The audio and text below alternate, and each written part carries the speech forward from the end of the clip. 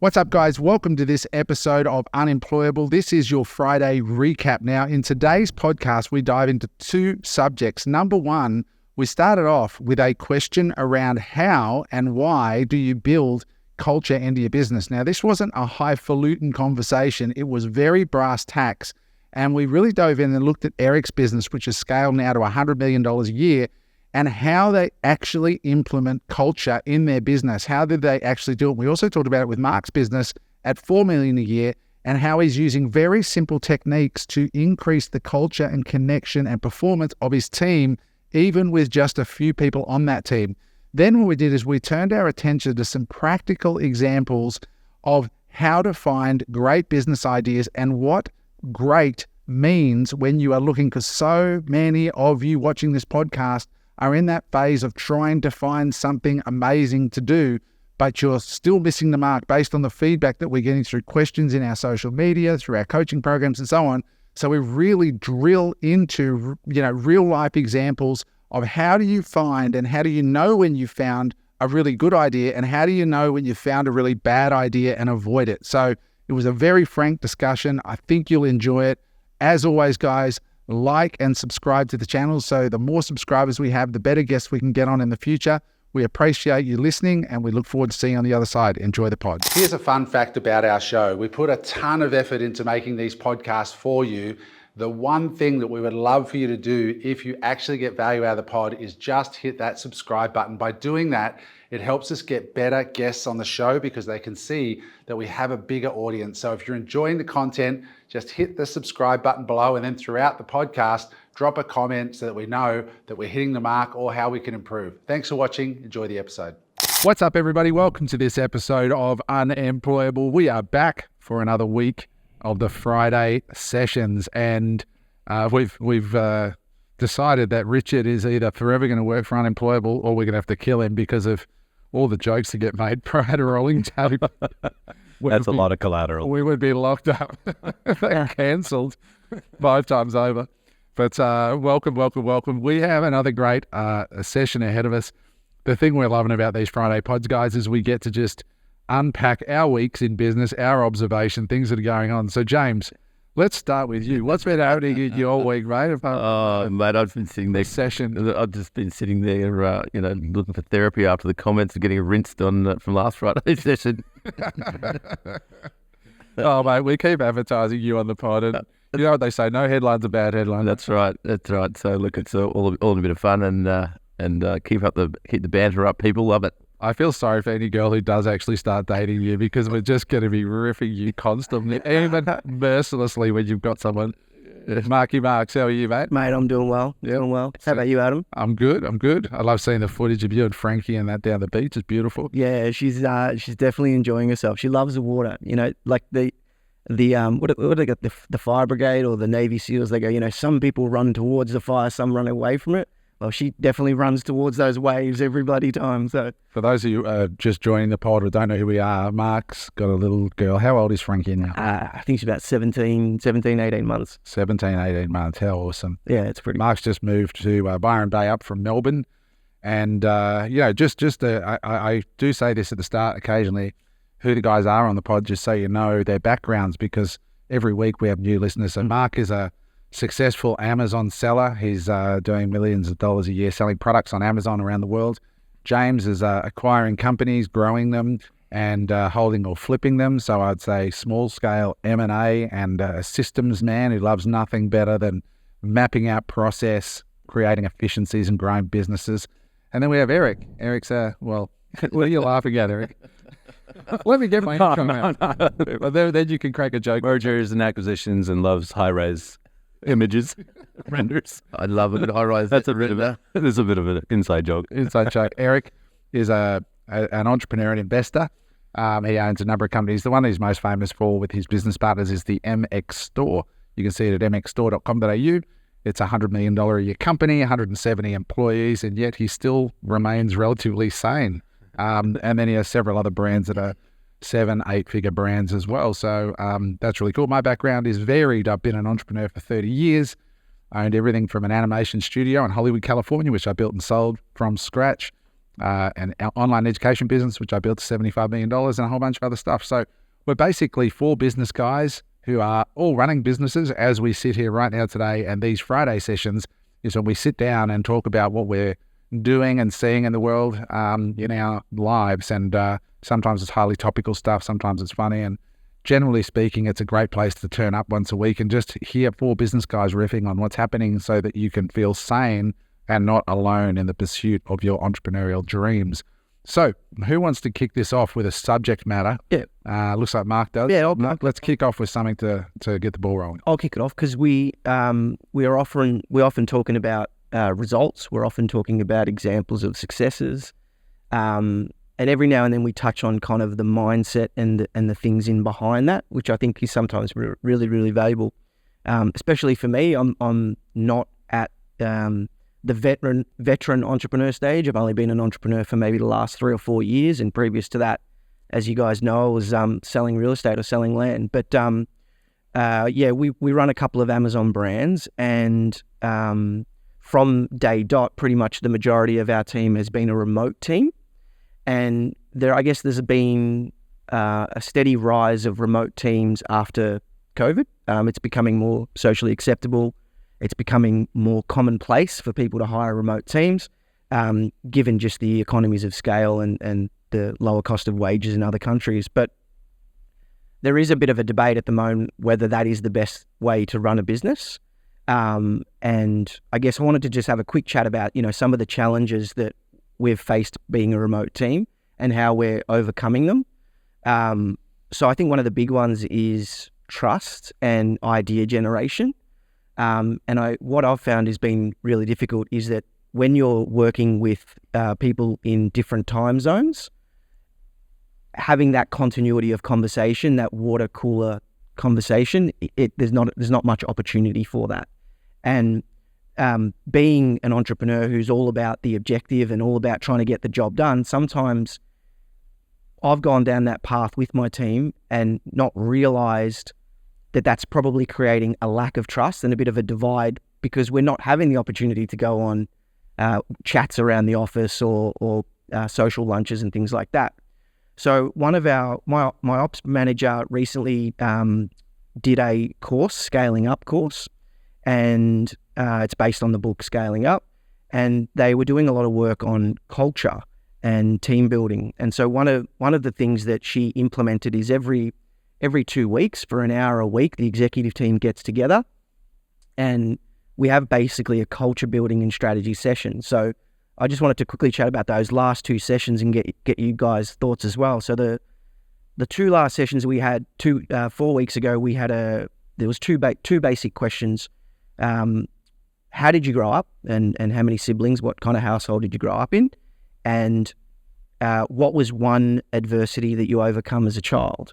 And so we went around the table and each exec member went through how they grew up, their family unit, and one adversity they overcome as a child. And it was a really good session for us to kind of get to know the people within the team a little bit more than the everyday roles within the business. And then the session that really blew me away was the one that we just did a week ago. And the question for all the exec team was, what is everyone in the exec team's biggest strength to the business? And what is everyone in the exec team's biggest weakness to the business? And so we went around the table and we all basically shared what we thought the person's biggest strength and biggest weakness was. And there were some really amazing insights that came out of those conversations. Sometimes the biggest strength was also the biggest weakness on the flip side. So, my team basically said to me, your biggest strength is very often you can make us feel like we can do anything. You can make us feel bulletproof, and you've got the ability to push us well beyond our beliefs and limiting mindset. But on the same token, when you're focused on the goal and maybe not the opportunity to coach in the moments of when things aren't going right, you can also bring us down to a level that doesn't feel so good. And so that was really, really big insight for me as an entrepreneur who's always focused on the outcome, just not to forget about that coaching part of things. And I've just seen just an incredible. I've just seen the guys be more willing to be open in meetings and more willing to speak up in meetings than what they previously were since we've started this process. And it's just been really, really interesting because, at times I've questioned whether a remote team can actually work. So to be clear, I just want to ask about, first of all, I think it's super impressive that you're doing this. So do you do this on a Zoom call and then you just go around one by one? Yep. Where the person, have they got time to prepare, or they say, right, this is what I think, Mark, this is your superpower and this is your weakness? Yep. And then they do it in real time, or are they preparing for it? So we basically, our ops manager sends out the agenda before the meeting. So a couple of days before the meeting, we've got a chance to kind of have a look at what the agenda will look like. And then, we're basically just going through it on the Zoom call. Wow. One by one. One by one. Yeah. I imagine some people would be kind of reticent to criticize you, right? Like, because you're the owner. Well, I think, and this is the biggest point and the biggest learning for me is that before this point, yes, I think a lot of the times people would kind of take my criticism on board, go away and fix the problem, but do so not because they were inspired by my leadership, but out of their own pride and wanting to save face, right, and to prove that they could do it. And I think the biggest difference has been that since we've started doing these sessions, if there's been an instance where maybe something wasn't handled as it should have been, I see now these guys have this courage to be able to speak up and say, this is the situation, this is how I felt during that situation. I know that my level or whatnot could have been better, but here's how I felt. And people are willing to now speak about the way that they felt and not do it in a way like, oh, you can't speak to me like that, or in a petulant manner. It's in a, hey, we want the best for this business. We want this business to grow. We want to grow, and it's in a really, really caring modality. So it's been good. What sort of diversity do you have with the cultures, and how did they respond to this type of culture coaching, if you will? Because I know they're like, Filipinos are pretty reticent. They're not that confident coming forward. They won't often tell you what is really going on. Yeah, so we haven't included it. We haven't included yet our Filipino virtual assistants and things like that. At the moment, it's been my ops manager who's from Italy. It's been our general manager who's in Melbourne and myself. But I think that if it was something that I had driven, I think there would have been a little bit of reticence because people would question, where is he coming from here? Like, why the sudden change? But the fact that my operations manager is driving this change, I think, is giving, my general manager and the other people within the business the ability to speak up and as well, right? I think that's really because it's being led by someone. Even if it was your idea, get somebody else to champion it. I think that's really smart. So was this a recommendation from the Vern Harnish Scale-Up course? Exactly, yeah. So in just some background on Vern Harnish's course, so he's basically got the 4 pillars to growth, which are cash, team, strategy, and execution. And this was a part on the team building. Yeah, when I went into MX store and visited Eric, his, I guess, CEO and the man who sort of drives it there, Jake, that was the one book he said to me, if you want to get to $100 million a year in sales, this is the book, Scaling Up by Vern Harnish. Yeah, and I know it's big at MX. Yeah, and the MX had been built off the back of that book. But the thing is, like, you can sit there and read the book, right? And it's definitely not a before bed read. That's it's literally a read and implement. And a lot of people, I think, miss the implementation part. It's all good reading something, but reading it and actually interpreting it correctly and then actually taking it and actioning the steps that are in the book, I think that's one of the hardest things to do. I agree with you 100%. I think it's really good that you're doing it. I know with the business that we scaled the biggest, which was Reliable, culture was not run by me. And I'm by admission probably an amateur in this area. It was driven by Joe and by Steve and by Lisa and also Perry to a lesser extent, but they used to do things like, get together with Zoom parties, and on a Friday session together, they'd all catch up and they'd all bring a beer and actually drink it together on camera. At Christmas, they'd have the Christmas, they do all these things that were done virtually, but really bonded the community, the team. and there was about, I think, 20 of them or something, or 25 of them. And it was really powerful, but you've got to actually go and do that work and put in the time for the planning and the execution. And it's amazing how close people come over time. But I love those questions that you asked. Those specific questions, I think, are really revealing. And I realize I probably haven't even asked you guys those questions. Like, what did you overcome as a child? Well, it's obvious what James had to come. I know it's 2 weeks in a row, champ. You had too many teeth for a smart ass. That's a good one. No, I was a little bit blown away by the whole process, and it was a reminder that, you know, like the four of us, you know, we're always coming in here talking about the numbers and the objective and achieving the goal, and you know, I thought that it was relevant to bring up on the pod, because while we've got established businesses, we're all also in startup phase as well. And I think it really reminded me, I guess sometimes when things weren't going the right way or objectives weren't getting achieved, I would feel sorry for myself and think, oh, poor me. Why isn't everyone taking responsibility and ownership like the way that the business owner does? Well, that's just not normal. It's not a natural state of affairs within entrepreneurship. And I just thought it'd be a relevant thing to bring up, because I think as our businesses go beyond that startup phase, if we really want to scale them, it's such an important thing, but it's also so hard to get out of that survival mindset as an entrepreneur. It is, because to really truly fire a team up and to glue them together, that side of it has to be done.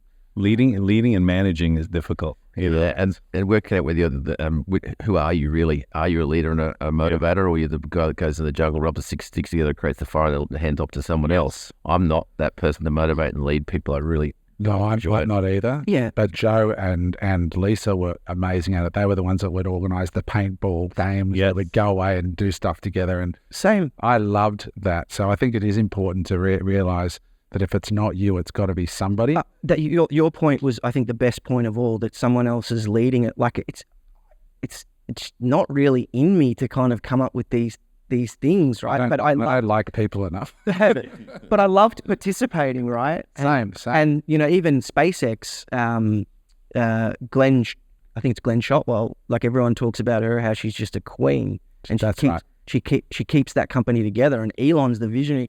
And often, you know, that's the other point as well. Like, I think sometimes you fall into the trap of thinking, oh, Elon is brash, or Steve Jobs was brash. And, you know, he had the ability to say, oh my God, that is insanely stupid. And you think that as an entrepreneur starting out, that you can behave the same way. But we can't, because we're not running Apple, we're not running Tesla, and we don't have the Glenn Shotwells and the other people to smooth things over. So it's been a real learning curve for me, and every business needs them, because like with the summits we used to put on, like I would get there to the venue and there'd be like 40 people in a room over there, which were the volunteers, and they'd been through like a whole series of trainings that were done on Zoom beforehand, and then they were meeting, and all this stuff and culture and vibe was all done by Lisa. Or somebody like Lisa. And I was like, without those people in your business, we would never have got to where we are. So I think it's critical. Do you have in your business, because I think this gets overlooked a lot in all businesses, right? Because everyone's so gung-ho to get started and keep pushing and make sales.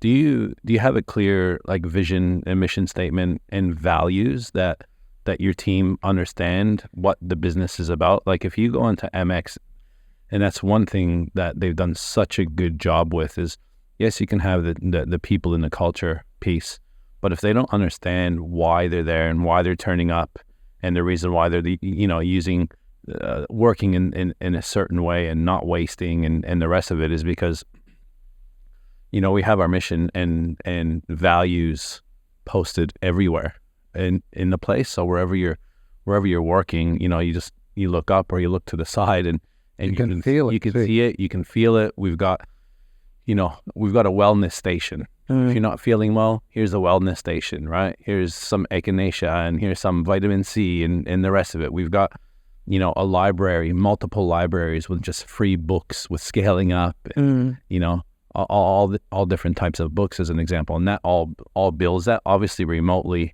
you can't do that. But I think the values and mission, because when like even with Unemployable, with Adam and I, we haven't sat down and said, okay, what are our values for Unemployable? And we're business guys. This is what we do. But these are the things that sometimes get overlooked because it's like, it's a bit cliche at the same time. Because you could go on ChatGPT and go, I'm starting a business. What should I do? What's your vision? Create a mission statement. What are your values? But that is, to me, it's the lifeblood of a business moving forward. You cannot grow a business from 3 people to 100 people without everybody understanding who's on that train, what the values are of that business. And the reason why is you can control 3 people and you can know when one's not doing the right thing, right? Because that's 30% of your people.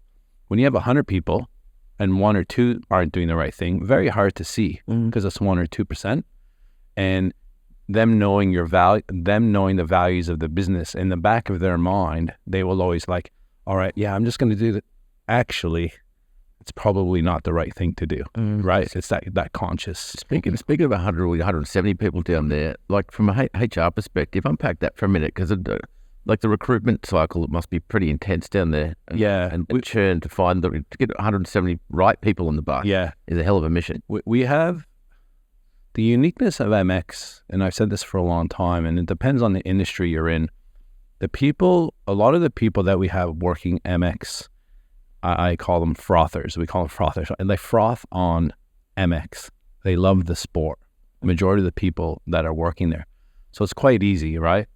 Attracting good people that already love the sport, and then when they buy into the values and making riding more accessible and making riding safer, they understand it because that's them, right? Because it's a dangerous sport. Product is great. MX is motocross. Motocross, right? Dirt bike. Now, we don't have an HR division, a human resources division. We have a people and culture division, you see? So, and MX has never been, so basically, we call it like a pyramid, right? So you got to be careful how you say that. Usually an organization is shaped like a pyramid, and you have, the CEO up top, and then you have the managers down below, and then you have team leaders, and then you have everyone else. And we kind of try and flip it, right? So we've never been massive on titles. So Jake doesn't go in there, right? And he's pushes around like he's a CEO. He doesn't have a business card that says founder and CEO. Like there's no talk of that, They just call him Big Dog, right? Because he's a big boy. But when you look at the size of the business, that people and culture is very, very important, because all they're responsible for is these types of things like creating events, celebrating birthdays, recognizing value. We have a pin board up in warehouse going, the veterans of warehouse and the new faces. And then we have TVs around the place that have a little bit about me, and it'll be, okay, here's Mark. He's head of, tech, and it'll have a baby photo of you and where you were born. And this thing's just on repeat with everybody. So again, it's understanding who you're working with, because I'll tell you something, when you have that amount of people, right, even the people working in the business don't know everybody. Because what happens is you're not always going into a warehouse and meeting the person that's been there for a month when you've been there for 2 years and you work in tech, So having those regular events and get-togethers and having a line item for it on your P&L, right, is very, very important. And it's not easy, James, managing that amount of people. Luckily, I'm not the one that has to be there day-to-day to manage that, because I don't think that would be my strong point either, managing that. What do you do? I reckon I've got a business card that's called poser. I think that's your title. I am a poser. Definitely 100%. Actually, what's James is getting them in today. Yeah. You know what's funny is when you're working in a business, right?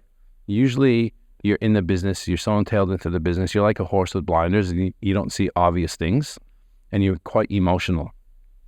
I'm very non-emotional when it comes to MX and Fight and the group of companies. And I see things from an external perspective, from the outside in, right? So maybe more working on the business. So we have regular strategic meetings. Jake and I, chat all the time. I mean, we're on the phone almost every day, and filling me in on different things. And yeah, it's when you can see something from a strategic perspective rather than from a day-to-day and worrying about, what she said or what he said or why they did this. And I've learned so much from someone like Jake. And I'll give you an example. Jake will receive a text message or an email, and I read it, and it puts me into meltdown, going, holy shit. Like, you got to reply right away. And he'll sit on it for 3 days. Wow. He'll sit on it for 3 days and then go back and make the right decision. And for me, that is very, very, very important, because when you're dealing with a lot of different people, imagine the amount of personalities. When you have 170 people and it ranges, right? Numbers range depending on, what cycle of the year we're in, and part-time and whatnot, part-timers. But there's a lot of different emotions. It's like a mini city, and you can imagine what happens in a mini city. There's lots of crazy things that happen. Like, we could write a fucking movie, right, on the shit that goes down in a business of that size. I could just imagine when you're talking about businesses that have 5,000 people, 20,000 people. That's the hardest part, though. Like, Jake, it sounds like he's like a little bit of a unicorn, and there are these people out there that are really, really good on the management and leadership side, but also really, really good on the strategic side. Yeah. And what you described with your role about coming in and offering guidance on the strategic side, like, if most entrepreneurs are in it for the freedom, some are just deadly passionate about their product, and freedom doesn't matter. It's an afterthought. But a lot of entrepreneurs are in it for the freedom. That is kind of the panacea of entrepreneurship, being able to be at that point where you have people under you that are more skilled at that day-to-day management, and we're able to, not react when things come in and make the right decisions, and then provide that strategic suggestion. Yeah. And like, I've never seen a person like between Jake and Dan that have the ability and the skill to build belief in somebody. So many people that have started at MX, that have started, say, in the warehouse, that are now in high-level roles, is unreal. Built them up. And we have people that have been there for 10 years, 12 years. It's unheard of in this day and age, someone staying in a company for that long. And we also have people that have been there for a year and they burn and churn. Like, warehouse is a little bit different. Yeah. But those higher level roles, and I think it's because a lot of businesses get built based off an avenue to make money. And MX and Fight and these businesses have never been, money is secondary, right? The mission for MX, as an example, is to make it safer and more accessible. Because with motocross, you can't just go, okay, let's buy a bike and let's go rip around, the highway. Like, it's a mission to get to places that you can actually ride. So of the 170, and then again, it's a rotating roster and all that, depending on time of year. And we talked about remote staff. How many of your team are actually on premise? Of the 170, is there a remote team element to it, or are they all on site, all Gold Coast based? We had a couple people in CS that were in Canada, just because time zone. Customer service. Yeah, customer service. Sorry, but yeah, 99% of them are in Australia, working at MX. Yeah, right. Yeah, in the office space. To your point as well, Eric, before, when you said, have you spent time focusing on the mission and the values? We started out, just Dom and I started out as a business as an avenue to make money and to buy freedom from our 9 to 5. And then we've had to kind of try to build values and mission along the way, because we're like, okay, it's more than that now. But we've had sessions with the executive team where we've kind of put down 6 values on paper, and then we've had other sessions where we've kind of rejigged the values a little bit. But one of the values that we've got is boundless potential. We all have boundless potential and limitless resources. But my ops manager said in that email, I'm just letting you know, and she said it in a really polite way. I'm just paraphrasing. She said in a polite way, I didn't go out and fix this problem because of any value like boundless growth or limitless potential. I did it out of pride because I felt defensive in that meeting, right? And so it obviously sounds like it's easier to build values in a fixed place when there's people around and you can have the vitamin stations and whatnot. But it is definitely, as we move into this remote workforce, it is a bigger challenge. But that was the first signal that I needed to say, hey, we're not living these values the way that we should be, and that maybe more thought needs to go into how to really implement them. So to your point, they are so much more important to everyone within the business than we ever give credit for as the business owner. Yeah. It's interesting. I always thought to myself, if I ever had a business and I would build it remotely, like you look at the Philippines as an example, and time differences, it all works within time differences. You probably couldn't do this with, if you had a remote team in the US or Canada. But I always pictured an office where you've got your Australian team or wherever your main team are with a massive, 70-inch, 80-inch screen, and each other person that's working remotely has the same screen, maybe a bit smaller in their office, and it's on, and we're working together, and you're talking to each other, and you can see each other. When I think of that, it's like, what's the difference? You're not physically here, right? But I can still see you, and you could be on mute or whatever, or you might raise your hand and to Mark, the person from overseas, and then you're on, hey, Mark, got a quick question, but there's a level of accountability. You can see them, you could, because my big thing, I'm old school, working remotely. I'm the guy that always thinks they're fucking around. That's just me. That's just the way I think. That's because they usually are. Right? Because you can't see them. They're not in the office. You don't know if, they're taking their kid to, school, or they're going grocery shopping and they're on their phone. And yeah, that's efficient. No, it's not fucking efficient. Efficient is being at your desk and getting work done. And that's just my old school mentality. So that to me, having that TV does two things. Elon doesn't disagree, by the way. Yeah, and Elon is against remote work. Yeah, that's my opinion, right? And having that TV does two things, right? It builds rapport amongst the team because you actually can physically see each other still, and you're making everybody accountable by actually being in that seat. I think it's a bit nuanced too. It depends on the work. Like if you're dealing with a salesperson, you're paying for an outcome. Doesn't matter where they are. Yeah. It depends on what it is. If you're dealing with somebody who's managing a high volume of support tickets, again, you're paying them to manage a measurable amount of work.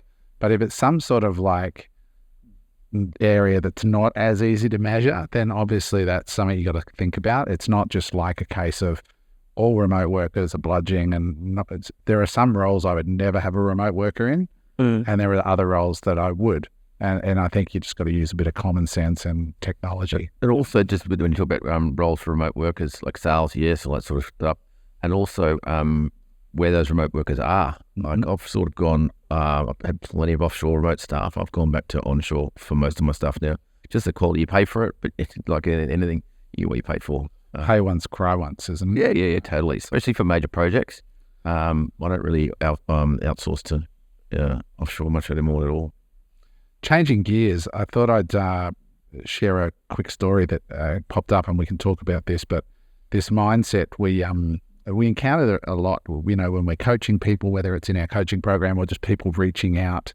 And something interesting, I've just set a Minect profile up. I set it up yesterday because I get so many inbound inquiries. People that don't want to be in the coaching program, can't afford to be. Can I get a minute of your time? And I'm like, go to Minect, and you can pay me to answer a video or via text, or you can hire me for an obscene amount of money per hour because I don't really want the work. And it's been really good to have that sort of filtering system now for those of you listening that get a lot of inquiry for your time. Put a price on it, and all of a sudden you'll just sort of see who really wants to invest in some of your time. So I put myself up at $2,000 an hour if you want to sort of talk to me, which has been really good. But one of the meetings I took last week was an interesting one. It was a referral from someone who said, hey, this person is just about to do an important deal. Can they talk to you? And I went, yeah, okay.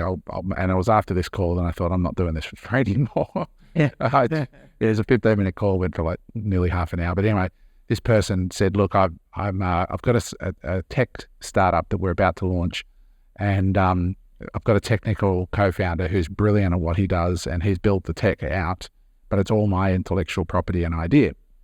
And we've been working on this for 6 months, and he's not releasing the code to me now until we get a signed agreement on the equity. And I'm like, yeah, okay, that sounds reasonable. Yeah. So what's the question? Well, now that we're here, I've just realized this could be a multi-million, or could be $1 billion business, was their words. This could be $1 billion business, and it's all my intellectual property. And so what I want to do is I want to put in place an agreement where they get equity up to $1 million, and then after that, then it's all mine. So once the business is worth $1 million, every bit of equity above that is mine, because at the end of the day, and I'm like, whoa, like I said, okay, let me get clear on this. So this guy's worked on this for 6 months. You said he's done a great job, and now you want to change the goalposts on him after the thing.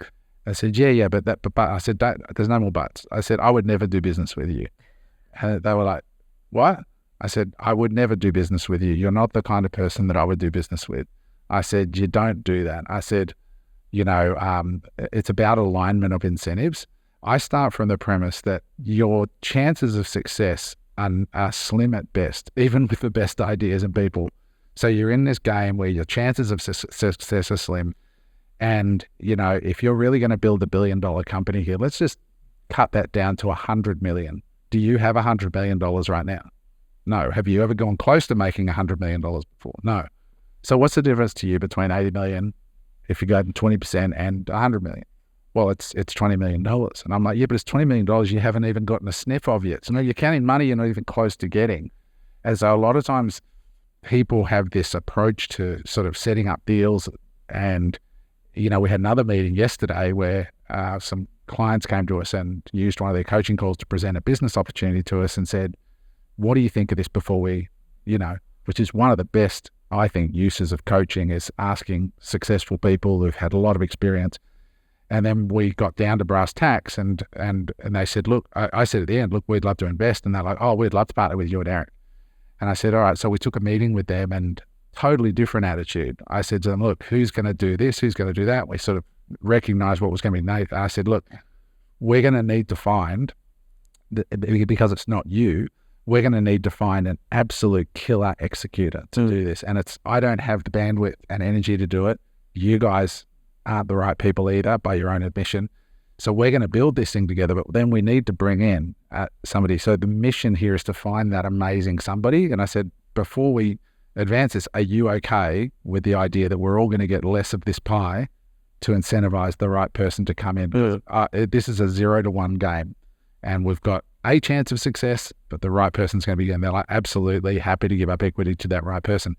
So have you guys had this, experience yourselves? Like, if you're listening out there, I want you to listen to this if you're in that startup phase, because it's all about that alignment of incentives. Because I said this person, the first person, you are basically incentivizing your developer to find a way to fuck you over and find somebody else, Well, it's like startup, existing companies, whatever. I mean, it's all about expectations. Eric and I've just gone through this last week about expectations of roles and who's doing what, but also getting the finer details out before you even start. It's hard to do stuff retrospectively, and it's like a proper rug pull, and it fucks relationships real fast. So, and for those around you, that guy's already muddied himself with you. It's like you're out automatically. Oh, I ban them from. Yeah, so get it on the table, get it in writing. I mean, what do they say? Agreement setting. They call it a disagreement. Because the only time you pull it out is when you're having a disagreement. But that thing, Alex Hormozi dropped a video this week, which is phenomenal, about the business behind the business. And it's understanding the work. And everybody gets caught in the product and the service and the market size. And I get these PowerPoint decks sent to me that have got, this is how big the market is, and this is our innovation. And I'm like, all good. Day one, how are you going to sell this thing? And it's that work that has to be done. Yeah, and who's doing the actual work? And you got to think about it in advance. And we did a coaching call last night, and it got a little bit heated at one point, I guess you could say, because I was trying to help somebody. And I said, dude, I get that you're going to make a great product, but you need to be thinking now about the actual path to market and who's going to do that work. Are you that person? If it's not you, who is that person? Like, write down exactly what has to be done to turn the 0 into a 1. That's such an important point. I think so many of my past businesses failed because I came into it with the mindset, oh my God, this is the best idea ever. Not going to bring anyone in on this idea because it's so good. I need to do it myself. Didn't understand what doing the work actually meant.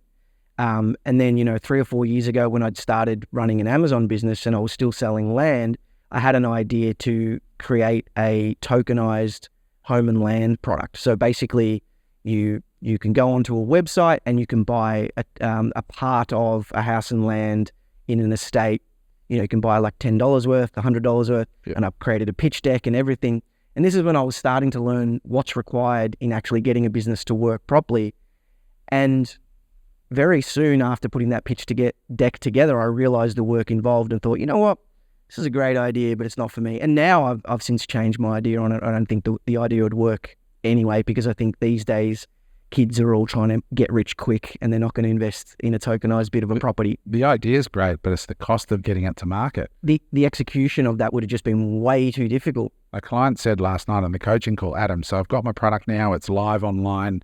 What do you think of Google ads? And I was like, okay, so this, and this wasn't, he's a really good guy and he's learning business later in life. And I said, that's a question you should have asked 6 months ago before you decided to import those products and put them online. Yeah. You should know then what the search traffic is for that particular product set. Like when I took the rights to Dry Flush Australia, before I took the rights to those toilets, I was doing my keyword research planning tool to see, is there search demand here?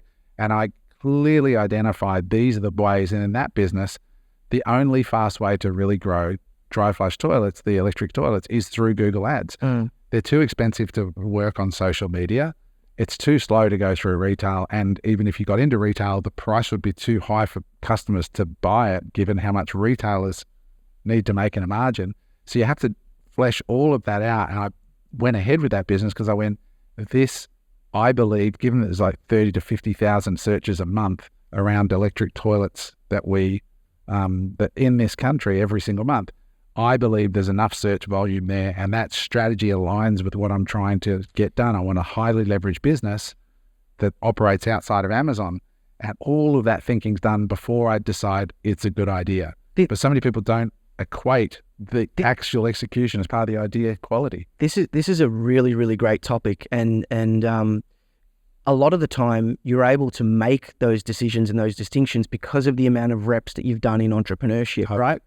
And a lot of the time, I'll give you one example. So there's Amazon coaches out there that'll basically say, make sure you order enough stock because you don't want to run out of stock.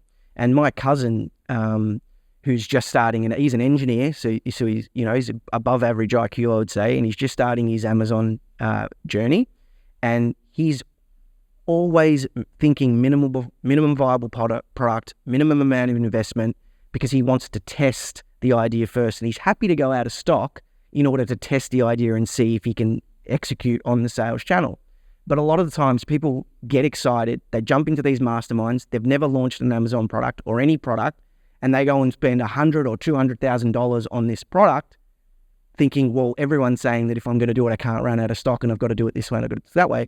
It's okay to go slow sometimes. I always say to people, run it, accept the fact you're going to run out of stock. But so many people go out and the first thing they do is, I'm going to patent my idea. And I'm like, they spend 6 months and tens of thousands of dollars protecting. All they're doing is fucking around. It's procrastination. Procrastinating from the day where they actually go and see if somebody wants to buy their thing. That's why we had that session with Launch Boom. I mean, where it's going to air. It's like, how do you test it with it now getting reamed? And go and dropping $100,000 in a container full of stock that you probably not even going to get sold. Launch Boom, take it to market and get people to pre-buy it and see if it works. I set up a meeting with those guys too. The thing is, an Amazon coach can sit there and go, make sure you don't run out of stock. That's what I'm teaching you. Teach me how to not run out of stock, Matt. Right? Teach me. We've been doing this for 14 years at MX and we still run out of stock. Yeah. Teach me how to not run out of stock. No one will know that, especially when you don't have. And we've got data. We've got 14 years of data, right, on purchases, and you're still going to run out of stock because the market changes. You can't control having the stock, and then RBA comes in and increases interest rates or decreases interest rates, or COVID happens. So You can't control. We don't have a crystal ball of what's happening from a macro level. We have control over, okay, well, we sold 100 units last month. We're growing at 10%. So that means we're going to need at least 110. So that's what people are using, right? But there's so many external factors. Ray Dalio has like the best quote on this, or the best principle on this. He basically says, what you know is important, but it's not the most important thing. The most important thing is how you deal with what you don't know. Mm. What is going to determine your success or your failure is how well you deal with the things that you don't know. And that's a perfect example of that. Yeah, I think starting with that mindset that this is the chances of success are slim is a very healthy place to start. You know, I'm going to give you two quick examples. We had a pod that's not out yet, but it's recorded with a golf guy, right, who does the hitting the balls, Simulators. the at-home simulators, and he set up the simulator business in Melbourne. So he set up a location, put 4 golf simulators in, and you could pay to come in and drive balls into a wall in the middle of the city, right, with the latest tech, and it failed. And so he went, oh my God, I failed here. So he puts the ad on Facebook Marketplace to sell the 4 simulators, close up shop and count his losses. And they all sold within a few days. And he's like, what? Like, maybe I missed the business model here. Maybe the business model is import the kits and sell the kits. So he went back onto Facebook Marketplace, put ads on, even though he didn't have kits to sell, and sold those with advance payment immediately, and it cost him nothing, and he was able to test. And it's so important that you get that product market fit. Business within the business, huh? Business. Then he went on and started importing kits, and he moved to America, and in 13 months he went from 0 to millions and sold out for millions to a massive golf company just selling the hardware without opening the venues. So, one other example I'll give before we open up again is the summit, right? Everyone that we're doing a summit, October 19 and 20 in Brisbane. And everybody who I tell about it says, oh my God, you're going to get smashed. There hasn't been any summits in 2019. The last one was 2,500 people. And Eric and I book a room for 300 people. And they're like, dude, you should have got a bigger room. And I'm like, mate, it's 2024. A lot of shit has gone on in the last 5 years. We're no longer selling Amazon courses. We don't have the massive momentum that we had at that time. We're starting from scratch. For all intents and purposes, we closed the entire community down.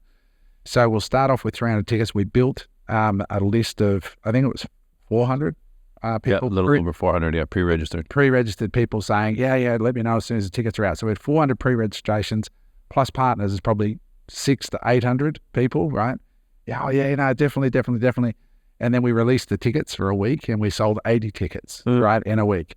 And we're like, oh, okay, so maybe it's not as strong. So we're now going, this is totally fine. Eric and I are like, okay, cool. So what's the minimum that we need to run this event? Because at the end of the day, this event is for our audience, you guys listening, for the community. But if you guys don't want the event, that's totally fine. I would rather find out now, 3 months out, so that we can not do the event, lose some of the money. We put about 50 grand into non-recoverable hard costs like deposits at the BCEC and different things.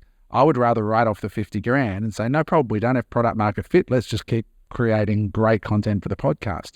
So many entrepreneurs, though, don't have that mindset, because I've said to Eric, I will never be a seminar salesman again. I'm not going to smash our database and do so.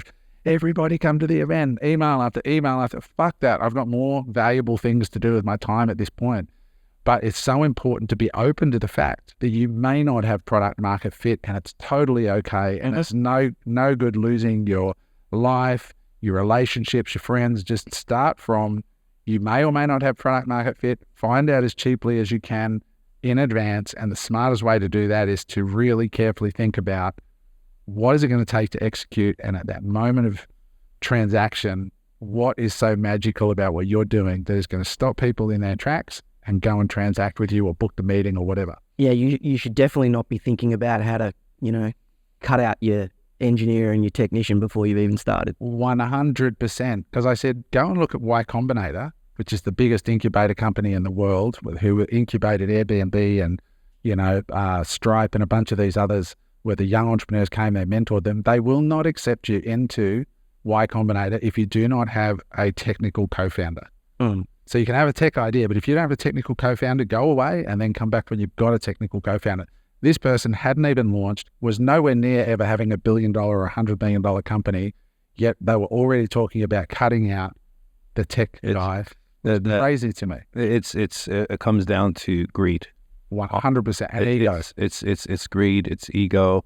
Maybe a scarcity mindset. Yeah. Not having enough. Do you know what it was as well? They said to me, my partner got really screwed over in another business. Yeah, story. And I said, let me tell you something. The market doesn't give a fuck about your past and about your partner. So you're like a burned single person. You're out there in a marketplace going, hi there, my name's James, and I've been fucked over by the last 15 girls that have ever dated me. And you got to prove to me why I should be taking this seriously. How much chance do you think James has got in the market? Oh, none. He either fucking gets over it and releases the anger and is open to being hurt and being loved and all that stuff again, or he's going to be single. That analogy is the most common thing you'll find amongst single people, unfortunately. And the older you get, the worse it is. And I just said, you're like that crazy single person who's dragging all your dog shit into the future and bring it and put it on the table and say, prove yourself to me. I'm like, that's not how it works. No. The market doesn't care that you've been burned. It's like you said, all you're going to do is piss him off, right? Because he's smarter than you are, and he's going to go take the idea and partner with someone 50-50, do you think they're dumber than you? I literally said that. I said, no. I said, why do you say that? I said, because this deal assumes that they're dumber than you. And if they're dumber than you, why are you in business? Like, you got to like, trust, respect them. And I wouldn't respect somebody who would take that deal. Yeah, we talked about that last week, right? Like, it's very, very important to get this right up front. I know we had a discussion a few weeks ago as well, Mark, about some of your stuff that you have going on, and you asked some really good questions and gave you some advice around it based on my experience. And you could get it royally fucking wrong, right? And you can put a lot of time and effort into something, and then it just goes to waste because expectations change and the percentages are skewed. And I think it's important whenever you're doing these deals is to create a little space there in the agreement that if things change, we can go back and talk about it. It's such an amazing pointer because after we had that conversation and I was so much more open to giving away more equity and things like that, we also are now going to open up that equity round to other people within my other brand, right? And everyone's kind of like excited about this new regime and this new ability to have some ownership. So it's finding the ones that want the ownership that makes a difference in their life, because a lot of people, there's people that want ownership and there's a lot of people that don't want ownership. They want to work 9 to 5, they want to go home, they don't want to think about anything else. And you need those. Us as leaders need to know and distinguish who those people are. That's what we need to be really, really good at. That's a big point there, Eric, because what I've been guilty of most of my life is assuming that everyone's like me and everyone wants what I want. They don't. Okay. Most people are not. 90%. I don't know the percentages, but I think over 90% of people don't want it. Right. But then the people you do, it might sound like a token. I'm going to give them a cut of the company. It's like, other person that actually deserves equity to start with, because otherwise you start pissing it up the wall, and then you've got a ball and chain that's not going to perform the way a true business partner would. That comes back to those expectations and getting it right as well. Yeah, getting the right people on the bus. Just a side note on the equity thing, and I haven't looked into it yet, but because often the hardest part about the equity is like changing the company structure, and it's a big pain in the ass, and then you've got clawbacks and all that kind of thing. Apparently, and I haven't looked into it yet, but apparently there's a program out there, a virtual equity program, and it basically drafts agreements for equity without having to change the company structure. So I'll report back on that. Please do. I'll let you know how that goes. So that's on my to-do list this week. The other thing that Alex said in that video that I just want to just maybe finish on is this business behind the business concept. So the idea that, in every business, like he gave the example, we've got a client actually in the cleaning business, and she said, my problem in the cleaning business is not getting customers.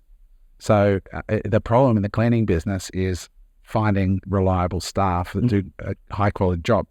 So while for many people they think I'm in the cleaning business, you're like, no, actually to scale, you're only in the cleaning business if you run a small business. If you want to run a big cleaning business, you're in the recruitment, and training and culture business. So true. And so we're going through this with Early Bird. So just for those of you who haven't watched the pod before, Early Bird is an AI company that we funded. And it's an agency that helps small businesses embrace and implement AI into their businesses to save money, create better systems, all that. You can go and get a free audit at earlybird.ai. That's EARLI. And this is a company that's blown up, right? They've been in business for 90 days. They're already heading towards, well, they're already at a 7-figure run rate after just 3 months. But the business behind the business there is, we're in AI services. Actually, you're in 2 businesses there. One is sales. You need to generate leads and inquiry, and then you need to have implementation, like quality, reliable fulfillment of the service. And if you say you're in the AI business, you'd be tempted to go into all these different AI tools that are out there. The job is to narrow it down. These are the 5 or 6 services that we do really, really well, that we understand deeply, that we implement quickly, and they have the biggest needle moving effect. Once those products and services are in place, they might change a little bit, but where you get scale is where you've got a department that is just pumping the service on Facebook, on Instagram, or whatever else, other channels and sales, and then you've got managing the production. And that's what happened with my animation business. We weren't in the animation business. We're in the lead generation and fulfillment of a creative service business. And that's like MX. Like I look at MX now and I'm just like, it is a data and logistics business, right? We're compiling as much amount of data to actually give the people exactly what they want in the most efficient and shortest time frame. That's actually what it is now. Yeah, when you got that many customers and that have bought from you before and so on. So it's that loops back into the execution of the idea, right? A lot of the times that we get the execution wrong is because we didn't understand the business behind the business. You can try and emulate MX store and create an MX for wellness products or whatever, but if you don't understand that it's not about the wellness products, it's about logistics and fulfillment. Or what did you say? Logistics and data and logistics. Then it doesn't matter how good the wellness products. Yeah, and that's why like when I talk to people here and they're like, I'm gonna go to the US, and I think I mentioned it maybe on the last pod or in discussion with us and talking about Fight and looking to take Fight into the US and the amount of work and the cost. We're not taking Fight to the US and fulfilling from here. Like you will have no chance going to the US and fulfilling a product from Australia when people are buying off Amazon and getting it within 3 hours. Yeah, literally. And then you think you're going to sell your product because you're so amazing and your business name is awesome, and they're going to wait 5 days. Or because it's the best product. You're going to scale. Forget about it. If you're going to commit, you're going to commit. And this is the stuff that we're discussing, with this new product that we have. And this is the reality. You can't just sit there and think, oh yeah, people are like the US customer is going to wait just because your product is amazing. That's not the case, man. Even Tesla, right? They are by far the best product, best EV in the market, but that's not enough. They've had to become one of the best. They are now the best car manufacturer in the world, and maybe they're 10th in terms of manufacturers in the world or something like that. I was reading a statistic on it. But the business is it's mass manufacturing. It is. Well, there's 2. I mean, the car's one thing. But Elon said building the factory machine, building the machine that builds the cars was actually more complex than building the car. The mass manufacturing. And that's the hard bit to copy. But with the consumer product that Eric and I are launching soon, it's a consumer product, let's say in the beauty category that sells for under $100. There's 2 phases to that business. One is the product development stage and building the website. But then after that, once that's done, it is just a marketing business. That's why I'm doing courses on how to make effective short form advertising. Well, I'm thinking about what cameras, what hooks, what headlines, what joint ventures. All of my thinking is on the execution now, and the product's not even finished. And this is what I was kind of trying to say last night in the coaching call to people is, if you're sitting there beavering away just on the product or the service and all in love with that without any thought about the future, you may be driving directly into a brick wall at speed. And it was, again, that lunch that Eric and I had where we sat down with an inventor that was 7 years into the journey, $1.2 million in development costs to create a device. And then they said, and we asked, what is this meeting for? Now we want to figure out how it's the best way to take this to market. And I'm like, holy shit, but that's how inventors think, and that's how inexperienced entrepreneurs think. They think having a good idea without counting in to the term good.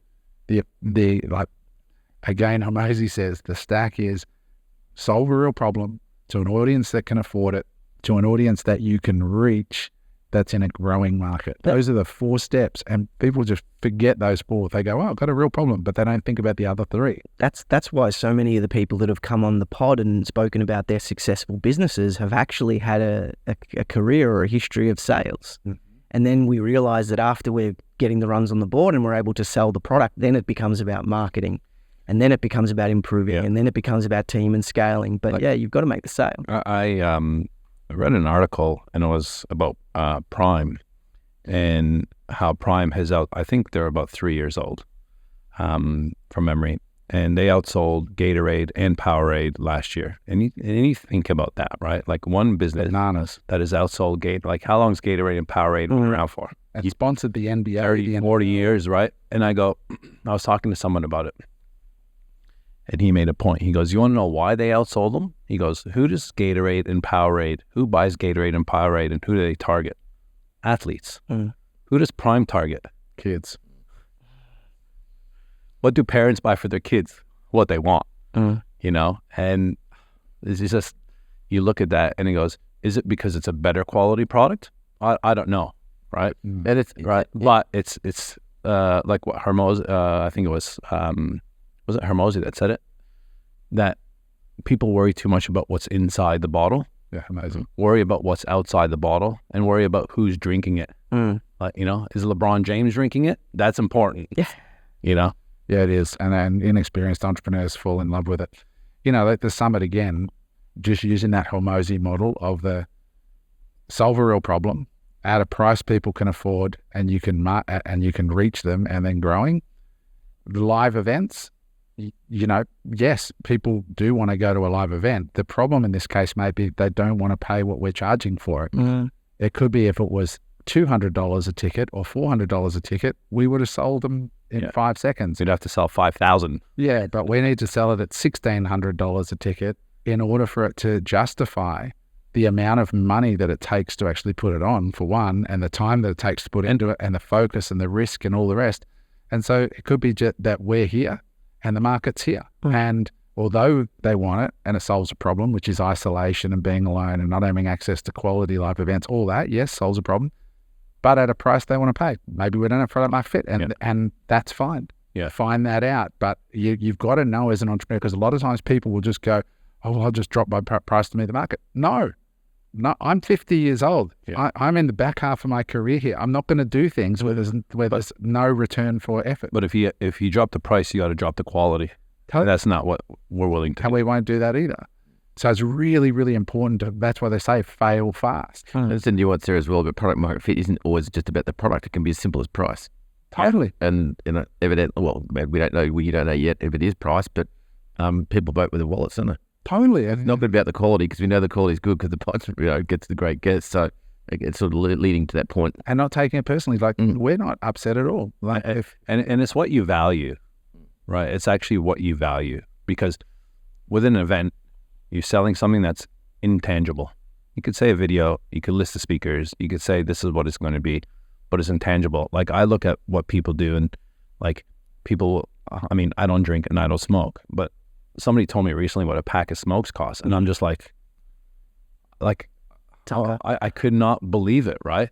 And then I don't drink, but I usually have, beer at home or wine or whatever for visitors, and I go buy, a 2-4 case of beer, and I'm like, holy shit, people are buying this all the time, regularly, right? And I'm like, I see no value in that.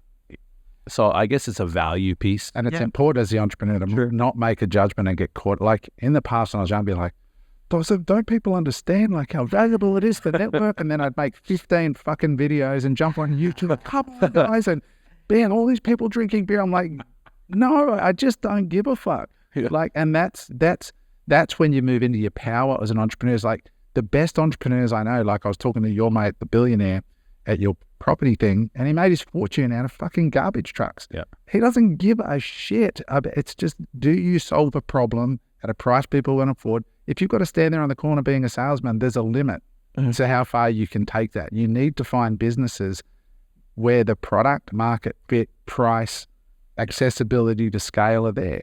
And it's such a simple thing that Alex says, those 4 steps, but people don't fucking listen. They just, like, honestly, I did a whole day's training on this. And I know people have done that training and sat in the room, and then they come and ask me a question. I'm like, oh my God, what room were you in? Yeah. Like I said before, though, the hardest thing is, like, right, we were talking about scaling up, right? You can read the book, you can watch it, but the difficult thing is to implement it and take the action. And just so it's clear, you know, I don't think anyone on the pod here is saying that you need to get it first time, right? Like, you could know all this stuff cognitively and still it's not going to guarantee that you're going to get it first time, but you have to manage and minimize your risk until you do. Everyone is asking a question to think that there's this golden answer somewhere that is not there. Like, okay, like the question, what about Google Ads? Like, it's almost like they want you to answer in a way that you're going to give them a secret sauce that nobody else knows, that certainty that, like, there's no such thing. There's a secret sauce is wait until you get a fantastic idea. That's it. Like the young kid that was in here, I can't wait for this pod to come out. I actually have a note here. You have a note here? Yeah. And what's the name of the website? Auto editing. Orderediting.com. Go look at this guy's website, orderediting.com. He's 23 years old. He's from New Zealand originally, and now he's living in Melbourne. And his idea solves a massive problem for all Shopify sellers, especially the bigger ones. And he's got Mr. Beast as a client. He's got Udi as a client, right?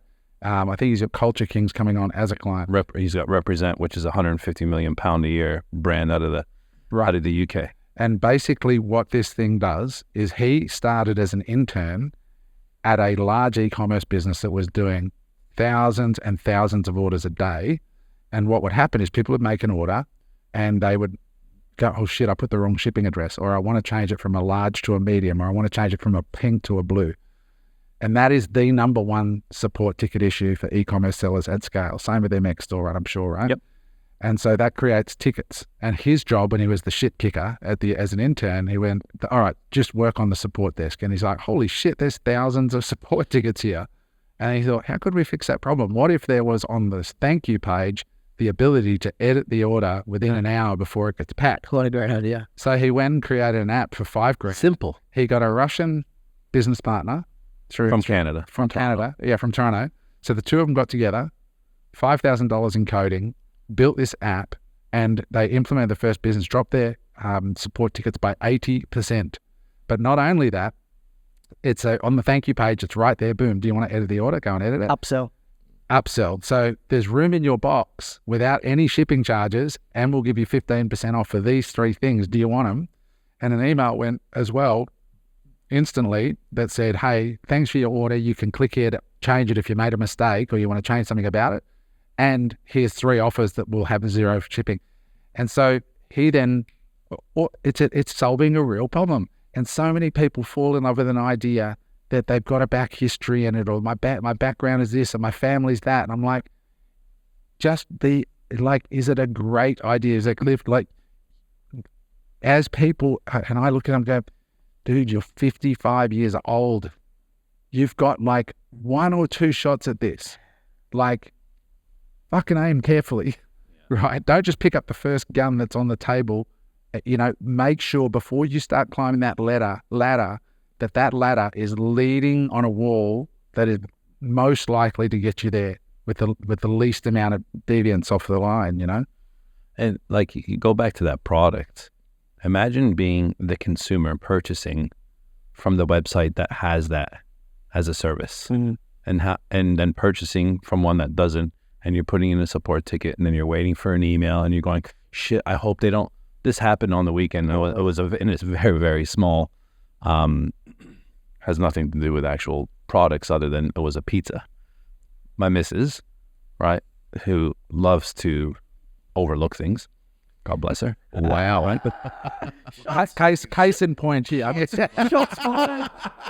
She married you, Eric. She took the value. So- she overlooked a lot, I'm sure. So we ordered, there's 3 pizzas, right? There's a pepperoni pizza, there's, I don't know, capricciosa pizza, whatever it is, and then a margarita pizza. But I'm a data guy, right? So I seen, okay, yeah, $24, $24, that's $72. So like in my mind already, as she was going through it. Anyway, she orders, and then her phone's there, and I just look down and I see $68. I'm like, something's not right here. And I just looked, I'm like, babe, what did you order?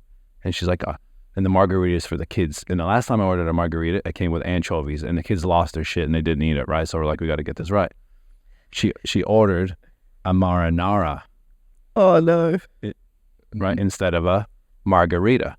She placed an online order. It's placed, right? And I'm like, you got to call back. Like the girls, if I didn't pick this up, the girls get a marinara pizza. Hang it or girls. They're going to lose their shit because anchovies a couple weeks ago. Marinara is a pasta, isn't it? No, it's actually, it's a pasta, but they make it into it. So you're in a stressful situation. So she's calling. I go, you got to call, right? And I was trying to be, because I'm always like, she's not amazing with details, so I'm just trying to be like, I'm going to shoot this pod to her. I'm like, babe, it's all right, babe, you know. But she's calling, and it's ringing out. She's calling, they're not picking up, right? And there was a level of stress, right? Very small amount, but there's a level of stress going, shit, they're going to make this pizza already, because it's, you know, they make pizzas quite quickly. But again, if they had a system in place that you could just go there within 10 minutes and change your order, it's the same thing. So imagine being that client, the experience that you would have going from one pizza shop or from one clothing shop, online store to have it, and that does it. And to me, you wouldn't go back. You would just based on the experience, because not of something that you've created as a business owner, just an app that some smart dude created solving a problem for somebody else. And that's an awesome business. And not only that, like it's a testament. It was like that health and wellbeing app. He spent no money on ads, and their current run rate's $27 US a month. I mean, and thinks they monetized. Was it 6 months or whatever it was? Yeah. And that thing is on That's on a massive trajectory. Again, it solves a real problem. They can afford it. Shopify sellers, he's got an option where it's free to use his software, and you just pay 6% of the upsells he generates for you, or you can pay $79 a month. Shopify stores can afford that. So real problem, affordable, and can you market it? Yes. As soon as he gets on a Shopify-centric podcast or gets into any of conversion, what are they called? The e-com equation, these big sort of coaching groups for Shopify sellers. Once one user in there gets it, and they're going to tell everybody, it's going to be viral, that's an idea. And it costs $5,000, not $50,000 or $500,000. It's the quality of the idea. People need to become obsessed with problems, not their own ideas. But one thing he did a lot, though, was what he said was he thinks a lot. I think us as humans don't think enough, and we don't give ourselves the space to think, to solve the problems, right? We're listening to podcasts, we're listening to music, we're around friends, we're around family, we got business stuff happening, and you don't give yourself enough time to just sit there and think. Because I imagine if you sat there and just thought for 2 hours a day by yourself in a room, the amount of ideas that would come to your mind, that would be so much better than just going, hey, I'm gonna launch another mouth tape brand, or another water bottle brand. Yep. And our human desire when we have a pain, which is when you don't have a business idea, you want one. So you're like, I really want to get started. So I'm hungry. I'm listening to the pod. I'm amped. I'm just sick of I want to be in that group of people that says I'm making $100,000 a month. That's really hard when you're in that place. And it happens with guys who are trying to get a girlfriend, or a girlfriend that finally realizes she wants to have babies. So every date she goes on is, James, let me ask you up front, do you want to have kids? And how successful is that going to be for the girl? Not, because you need that's not a first date question. It takes a minute, and a guy will move when he falls in love with you. If he falls in love with you, and things will change. So you got to realize, if you are thirsty or desperate, it's so easy to settle for the wrong. Shut up, Eric. So I just want to ask a couple of questions. You mentioned thirsty and desperate. So obviously you're talking about James. Now, what are the couple questions that you ask on a first date? Oh, Eric, this is not going to be PG, mate. I would just leave it there. Eh? Guys, thank you for another great podcast on that note. Desperate and thirsty. I just think of James straight away. Like, shit. Those are not the words that jump to mind when I think of James. Again, not PG. Teeing it up for our sponsors once again. Thank you, Early Bird, for putting up with us and agreeing to sponsor our podcast despite our degenerate ways. Guys, if you've enjoyed the podcast, drop a comment below, like and subscribe. Look, if you are, this will come out on Friday, so we have got time to say this. If you do want to come to a summit and hang out with us, like, it's going to be an amazing event if it happens. So the drill there is that we've given everybody till Friday next week. So not Friday this week. So I'm just going to bring up the date. So 19th, is it? So you got till Friday the 19th to go over and buy a ticket. And the website for that is unemployable.com.au/build-your-thing. So build your thing, but with hyphens between those words. So unemployable.com.au/build your thing with a hyphen between each. Go and buy a ticket. If we don't get to the 150, we will just refund everybody, and we'll keep making great content here on the pod, and we will focus on our businesses and keep reporting back to you guys. We really have no hard feelings about it at all. We're not sitting there going, you guys are wasting all your money on booze, you should be coming to our event. No, not at all. It's just where we are right now in the market. We'd love to do it if you want to do it, and we're happy not to if you don't want it. It's for you. The event is for you. It's not really for us. It's there as a community service. But it's a multi-$100,000 commitment in cash for us to put it on, and for us to allocate that cash and resources and everything else. The event has to be paid for. So that's it. So thank you guys for listening. If you are a business owner and you want to get an audit from Early Bird AI, like if you want to reduce costs, increase customer experience, increase sales, they'll do a free audit where they go through the 4 key areas of all businesses, which is attract, convert, deliver, and collect. And they'll do a quick audit with you for free over a live Zoom call with one of their team. They'll go through those 4 areas of your business and have a look at where AI can help you attract more customers, convert more sales, deliver more effectively, and collect your money at the end. Those are the areas where they can help. So go to Early Bird, so that's EARLI bird.ai, get your free audit. And if you're not already, follow us on socials as well. You know, we've got a professional now working for us on the socials, Unemployable Media on Instagram. So thanks for watching, guys. We'll see you in the next one. Drop a comment. Let us know what you think of the episodes, and we look forward to seeing you next week. Bye for now. Hey there. I hope you enjoyed that episode of Unemployable. If you'd like to watch another episode, just click there.